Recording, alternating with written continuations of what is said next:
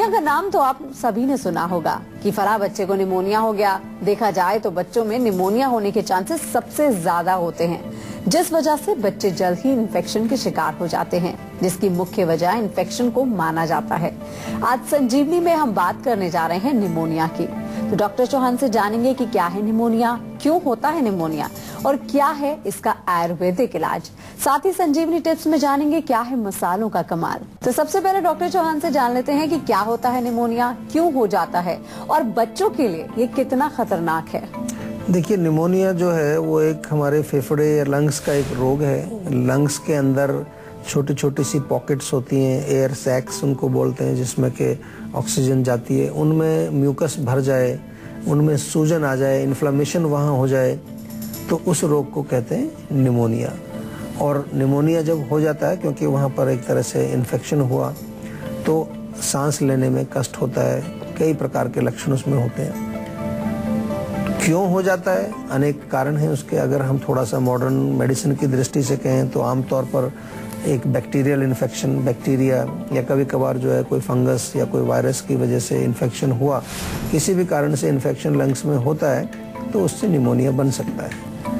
एक विशेष प्रकार का बैक्टीरिया भी होता है जो इस रोग को पैदा करता है। लेकिन आमतौर पर पसलियाँ चलना या जो है कफ से भर जाना, चेस्ट का कंजेशन, उसमें भी कई बार डॉक्टर आपको बोलेंगे कि निमोनिया हो गया है इनको। तो वो भी एक लक्षण हम कहते हैं, या एक रोग का एक सूचक है कि जब हमें सांस लेने में कष्ट हो। इसके अतिरिक्त जो है ठंड लगने से भी होता है। बहुत बारी मैंने देखा है कि अगर आपके चेस्ट में, स्पेशली लंग्स में ठंड लग जाती है बहुत तेज, उसके कारण हो सकता है। या अगर आपकी इम्यूनिटी पावर कमजोर है, जैसा कि आपने कहा कि बच्चों में क्यों बार बार होता है, तो उसका मेन कारण ये है कि बच्चे अभी छोटे हैं, उनके लंग्स की इम्यूनिटी पावर कमजोर है। वृद्ध लोगों में, बुजुर्ग लोगों में भी इसलिए एक देखने को आमतौर पर मिला जाता है। आयुर्वेद की दृष्टि से अगर हम देखें कारण इसका, तो कफ का प्रकोप हमारे शरीर में जब होता है, कफ की वृद्धि जब होती है, तो वो इस रोग को पैदा करती है। लेकिन आमतौर पर गला खराब होने से भी कई बार हो जाता है। कहीं को गला खराब हुआ या थोड़ा सा छींकें आई, खांसी हुई, कोल्ड हो गया, वो गले और नाक का इन्फेक्शन यदि आपके फेफड़ों में चला जाता है, तो वो भी जो है इसका एक कारण बन सकता है इस रोग का। एक कॉलर हमारे साथ जुड़ गई हैं, शिल्पा है दिल्ली से। क्या जानना चाहती हैं शिल्पा आप? जी, मैं जानना चाहती हूँ, मुझमें वेट बहुत कम है, मेरा वेट कभी नहीं बढ़ता है। वेट कम है आपका? हाँ, मेरा 40 किलो ही वेट है। जैसे मेरी उम्र 23 है, 24 के आसपास है, तो मेरा वेट नहीं बढ़ता है। नहीं, देखिए, वेट का उम्र से कोई कनेक्शन नहीं है। आप जो है खाना ठीक से खाते हैं रेगुलर?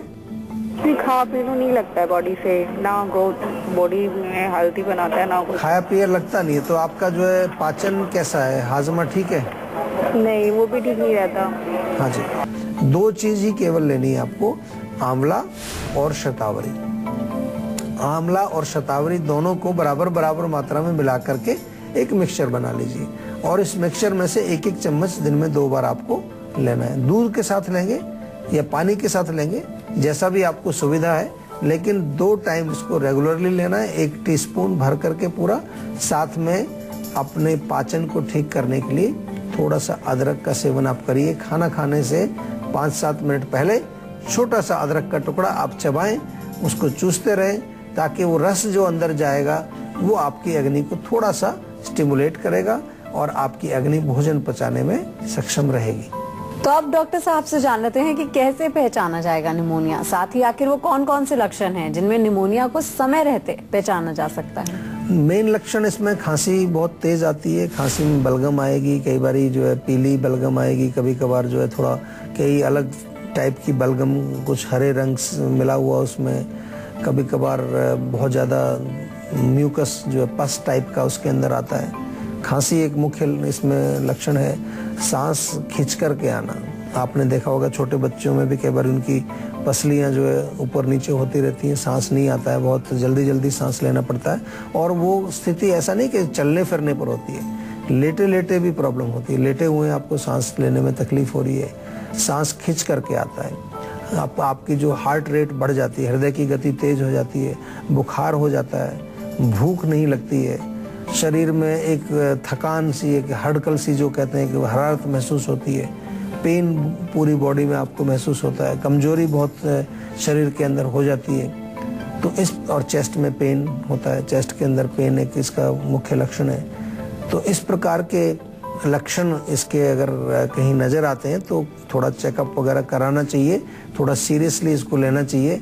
ऐसा नहीं है कि बस आप सोचें बस हल्का फुल्का कुछ कंजेशन हो गया है या खांसी हो गई तो आप सीरियसली नहीं लेते हैं उसको। सीरियसली ज़रूर लेना चाहिए, क्योंकि समय रहते उसका अगर उपचार हम सही रूप से करें तो लंग्स हमारे उतने कमज़ोर नहीं होते हैं, नहीं तो लंग्स के ऊपर इसका इफ़ेक्ट पड़ता है, लंग्स हमारे कमज़ोर हो जाते हैं और आगे चल करके और हमें अन्य कई कॉम्प्लिकेशंस, अस्थमा टाइप की प्रॉब्लम्स आपको आगे चल के हो सकती है। निमोनिया ज्यादातर बच्चों में ही देखने को मिलता है, ऐसे में डॉक्टर साहब किस उम्र के बच्चों में ज्यादा अलर्ट रहने की जरूरत है? ज़्यादा जो एक तो न्यूली बॉर्न बच्चे होते हैं 2-3 साल तक की उम्र में बहुत ज़्यादा तकलीफ देता है, क्योंकि बच्चे बहुत कमज़ोर हैं और आम तौर पर जो पेरेंट्स हैं वो भी ध्यान नहीं देते हैं।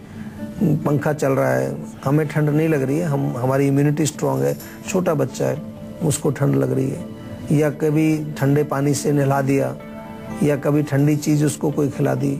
जो ब्रेस्ट फीडिंग जब चल रही है, बच्चे जो दूध पीते हैं माता का, तब मदर से भी ठंड लग जाती है। मदर को अगर कोल्ड हो गया, उसको खांसी हो रखी है, ज़्यादा ठंडी चीज़ों का सेवन कर रही है, उससे भी बच्चों को हो सकता है। और मैक्सिमम अगर एज की बात आपने जैसे पूछी तो मैं कहूँगा कि 5 साल तक थोड़ा केयरफुल रहना चाहिए। 5 साल तक बच्चे थोड़े नाजुक होते हैं, कमज़ोर होते हैं, और विशेष तौर पर जो 2 या 2.5 साल से छोटे उम्र के बच्चे, उनको तो विशेष प्रोटेक्शन, विशेष ध्यान रखना चाहिए। नहीं तो बार बार आप उनको जो है फिर दवाइयाँ खिलाते हैं, एंटीबायोटिक जो है सीधे भागते हैं लोग एकदम से। एंटीबायोटिक बड़ी स्ट्रॉन्ग, छोटी सी नन्ही सी जान, उसको इतनी स्ट्रॉन्ग दवाइयाँ खिला देते हैं लोग। मैं तो आपको कहता हूँ कि अगर ऐसी कोई स्थिति आ भी जाती है, आपको लगे कि छोटे इनिशियल लक्षण हैं, ताज़ा अदरक का रस निकालिए, थोड़ा सा शहद मिलाइए और उसको ड्रॉपर से उसके मुंह में डालिए, बहुत अच्छा काम करता है। मैंने इतने लोगों को ये बताया है, इतने लोगों को मैं बताता भी हूँ और लोग कहते हैं जी बहुत अच्छा काम करता है। ज़रूरी नहीं एकदम से भागें, क्योंकि बच्चा बड़ा नाजुक है, उसकी ऐसी शक्ति कमज़ोर है, और उसको स्ट्रॉन्ग दवाइयाँ दें तो फिर बड़ा मुश्किल हो जाता है। इमरजेंसी ठीक है, इमरजेंसी में आप दे सकते हैं, लेकिन कोशिश करो थोड़ा सा नेचुरल चीज़ों से ही बच्चों की इम्यूनिटी बढ़ाने की कोशिश आपको करनी चाहिए और उनके रोगों को दूर करने का प्रयास करना चाहिए। एक कॉलर हमारे साथ जुड़ गए हैं, प्रदीप हैं फरीदाबाद से। क्या जानना चाहते हैं प्रदीप जी आप? मैं ही जानना चाहता हूँ, मेरे सर पे मैम बाल कुछ ज्यादा कम हो रहे हैं। अच्छा जी जी, तो सर आप बताएंगे मुझे क्या करना चाहिए उसके लिए? तो बाल मतलब ऐसे बीच बीच में से गिर रहे हैं या कोई वहाँ से नहीं, पूरा पैच बन गया है? साइड, आगे से साइड से। अच्छा, पैच तो नहीं बना, बीच बीच में चकत्ते जैसे हो जाते हैं?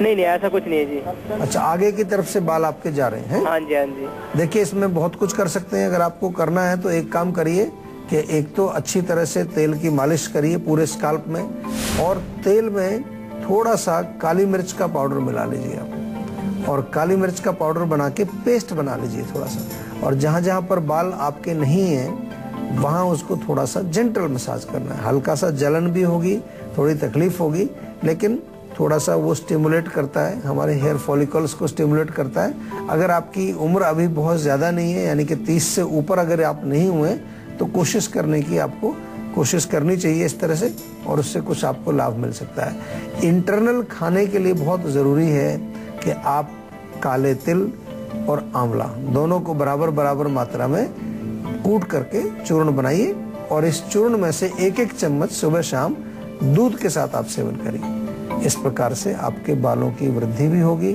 और जहाँ कहीं से बाल अभी कम हो रहे हैं वहाँ पर बाल आ सकते हैं, यदि अभी आप 25 साल से कम हैं। अगर ज़्यादा उम्र है, 30 से ऊपर आप हो गए, फिर थोड़ा मुश्किल होता है। फिर मैं आपको यही कह सकता हूँ कि आगे और ना गिरे, उसके लिए प्रयास करें। और अब बारी है आज की संजीवनी की, जिसमें डॉक्टर साहब से जानेंगे निमोनिया को लेकर आयुर्वेद में कौन कौन से नुस्खे हैं। तो डॉक्टर साहब, क्या है आज की संजीवनी? बहुत अच्छे नुस्खे हैं आपके किचन में, बहुत सारी चीज़ें मिलती हैं। 1 चम्मच मेथी ले लीजिए, 1 चम्मच सौंठ का चूर्ण ले लीजिए, 5-6 काली मिर्च, इनको सबको कूट करके थोड़ा सा 1 गिलास पानी में अच्छी तरह से उबाल लीजिए, और इस उबले हुए पानी को थोड़ा थोड़ा करके पिलाते रहिए। छोटे बच्चे हैं, उनको भी आधा चम्मच 1-1 चम्मच ये पानी आप पिलाते रहेंगे, उससे बहुत लाभ मिलेगा।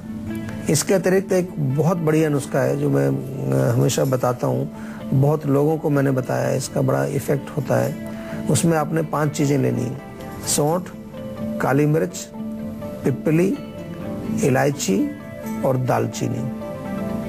5 चीज़ों को बराबर बराबर चूर्ण रूप में ले लीजिए। मान लो 10-10 ग्राम अगर 5 ली तो इसमें 50 ग्राम यानी कि जितना सबका टोटल है उतना ही मिश्री का पाउडर या कच्ची खांड हो तो वो मिला लीजिए आप। अगर ये चीज़ें नहीं मिलती तो चीनी भी मिला सकते हैं उसमें पीस करके, या ऐसे भी मिला सकते हैं। ये जो मिक्सचर बनता है इसमें से छोटे बच्चे हों तो 1/4 चम्मच, थोड़े 5 साल से 10 साल के बीच में तो आधी चम्मच तक दे सकते हैं, और 10 साल से बड़े बच्चे हैं तो 1 चम्मच तक दिन में 2 बार शहद में मिला के उनको चटाइए, बहुत फ़र्क पड़ेगा। तुलसी के पत्ते, काली मिर्च, लौंग पानी में उबाल करके थोड़ा सा उसमें शहद मिला करके ये भी दे सकते हैं। और बहुत इम्पॉर्टेंट है कि उनके चेस्ट के ऊपर कोई तेल की मालिश की जाए, जैसे यूकलिप्टस का तेल है, या तेल में, सरसों के तेल में थोड़ा लहसुन पका करके उससे गरम रखना है थोड़ा सा उनको। गरम तेल कोई भी हो, गरम तेल से मालिश करेंगे उससे भी लाभ मिलेगा। और दूध में थोड़ा लहसुन पका करके थोड़ी सी हल्दी मिला करके वो भी थोड़ा थोड़ा पिलाया जा सकता है। बहुत सारे मैंने आपको नुस्खे बताए, प्रयोग करके देखिए, बहुत कारगर है, अच्छा आपको फ़ायदा मिलेगा। और आप जो है ये भी सोचेंगे कि कितने सालों से बिना मतलब में आप जो है एंटीबायोटिक और क्या क्या उनको बच्चों को खिला रहे थे। उससे आपको नेचुरल चीज़ों से जो आपके किचन में मौजूद हैं उनसे आप बच्चों को ठीक रख सकते हैं, स्वस्थ रख सकते हैं। और प्रिवेंशन के लिए च्यवनप्राश मंगा लीजिए जीवा से, और च्यवनप्राश बच्चों को चटाना शुरू करिए, उनको खिलाना शुरू करो। अभी से उनका टेस्ट डेवलप हो जाएगा, जिंदगी भर खाएंगे, बहुत अच्छा रहेगा। अगर आपको निमोनिया है और आप इससे परेशान हैं, ऐसे में आपको किन किन चीजों का परहेज करना चाहिए डॉक्टर साहब से जानते हैं। और निमोनिया में डॉक्टर साहब क्या कोई साइड इफेक्ट भी होता है? देखिए, परहेज तो ठंडी चीज़ों का करना है, कोई भी आइसक्रीम, ठंडा पानी, कोल्ड ड्रिंक ये नहीं पीनी है। म्यूकस फॉर्मिंग चीज़ें, मिठाइयाँ हैं, मिल्क प्रोडक्ट्स हैं, तली चीज़ें बिल्कुल नहीं खानी है। तो परहेज तो उसमें वही है कि जो लंग्स में और ज़्यादा म्यूकस ना बने। और जहाँ तक साइड इफ़ेक्ट की बात करें या कॉम्प्लिकेशंस की बात करें, यस ऑफ कोर्स, अगर निमोनिया को सही टाइम पर हम ट्रीट नहीं करते हैं तो लंग्स में और सीरियस कॉम्प्लिकेशंस हो सकते हैं। लंग्स आपके जो है फेल भी हो सकते हैं, लंग्स में कोई परमानेंट कंजेशन हो सकता है, लंग्स का कोई हिस्सा कमज़ोर हो सकता है, अस्थमा आपको बन सकता है, अनेक प्रकार के। तो कोई भी रोग अगर हो इस तरह का तो उसकी चिकित्सा तो अवश्य करनी चाहिए आप।